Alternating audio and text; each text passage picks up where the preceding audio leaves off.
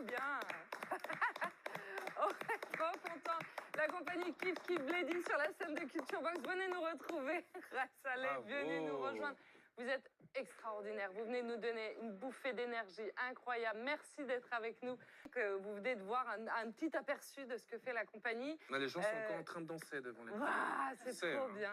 Où vous mélangez, vous avez dû comprendre, les danses traditionnelles d'Afrique du Nord et puis du Liban, des danses urbaines. Vous avez reconnu peut-être des pas de walkie. Et on se demandait, est-ce que... Ça va au sol, on aime bien. Oui, ça va. Entre héritage et clubbing, finalement, vous refusez de choisir. Pourquoi choisir, d'ailleurs?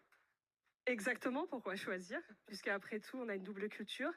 Certaines d'entre nous, comme moi, sont nés en France, issus de l'immigration, et d'autres sont venus plus tard. Et donc, on a baigné depuis l'enfance, à la fois sur des influences afro-américaines, funk, disco, house, soul, mais aussi nos grands-mères dans les montagnes qui dansaient avec nous dans des événements familiaux. Vous avez convoqué tout le monde, là. Là, pas le choix. Si on veut être entière, génial. Une ère où on nous demande de choisir, nous on a choisi de pas choisir. Trop bien. Christelle, ça vous a plu aussi? Vous étiez dedans, hein? Et je reconnais grave dans... On n'a pas envie de choisir. On est hybride et c'est ça qui est beau. C'est ça qui nous fait nous. Et Saleh, comment est-ce que vous choisissez vos costumes de scène? Je vois votre coiffe, je vois aussi les vestes, les vêtements. C'est aussi un moyen de se reconnecter comme ça à vos racines berbères? Exactement. Alors moi, j'emploie beaucoup le mot amazir, qui veut dire l'homme ou la femme libre.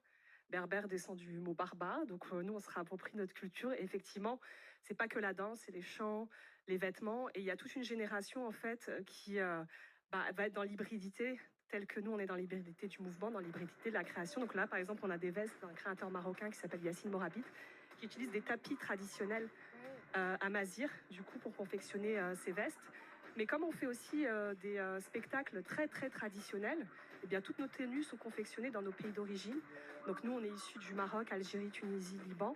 Astou aussi est d'origine sénégalaise. Et ça permet à la fois de créer une connexion, un vivier économique pour des créateurs là-bas, qui soient très traditionnels ou modernes, et puis de faire découvrir tout ça. Donc en fait, on se réapproprie toute cette jauge qui peut être hyper large, du très très traditionnel au plus moderne. Vos deux projets, ils ont des points communs. Enfin, on s'en rend compte, on vous entend parler, c'est assez frappant. Ils s'inscrivent, en tout cas, dans une démarche d'empowerment. Vous vous définissez comme artiviste. Ça voudrait dire quoi? Bien, je ne sais pas si au fil du temps, je me suis définie ainsi. En tout cas, on m'a défini ainsi. C'est que je vais utiliser mon art pour faire de l'activisme culturel. Tout simplement, par exemple, de dire amazir aujourd'hui, c'est devenu de l'activisme.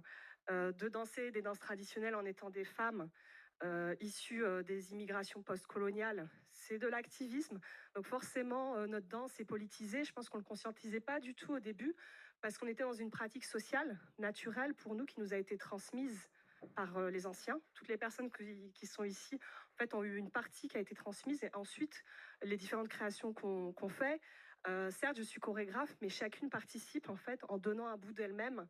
Et finalement, on s'est rendu compte que c'était une lutte politique et sociale, puisque ce sont des danses qui ont été, on va dire, carrément interdites pour certaines, en voie de disparition, ou bien stigmatisées suite à la colonisation française, puisque les femmes nord-africaines notamment ont été mises un petit peu on va dire, spectacle dans des cabarets pour danser. Donc on a encore cette image péjorative de la femme danseuse chez nous, et nous, on veut se réapproprier notre culture ancestrale, séculaire, où en fait c'est tout simplement une manière de vivre. Et c'est merveilleux parce que vous partez voyager. Et oui, jusqu'aux States. C'est dingue, c'est trop bien. Un petit you quand même. C'est génial. C'est incroyable en fait. Aux États-Unis, il y a beaucoup de départements universitaires qui justement travaillent sur les Indigenous Studies. Donc indigène en français, c'est assez péjoratif, autochtone. Mais nous, en fait, on est les indigènes de la République équivalente. Et donc, effectivement, on est invité par des universités américaines au mois d'octobre pour faire une tournée. Et pas que danser, on parle. Et ça, c'est vraiment ce qui nous intéresse aussi. On donne des conférences, parfois des conférences dansées, des ateliers pour la transmission. Et c'est dans ce cadre-là qu'on va voyager aux États-Unis sur la côte Est. Bon, ouais. Merci Raï Saleh, on était trop contente. Merci à vous toutes d'avoir été là. C'était génial. Kif Kif Bledy, ça sera sur scène le samedi 11 mai au Beffroi de Montrouge, le 1er juin au festival Parade à Nanterre ou encore le 16 juin au Kif Kif Fest à Pantin. Ça tombe bien, ça. C'est le vôtre de festival ou pas?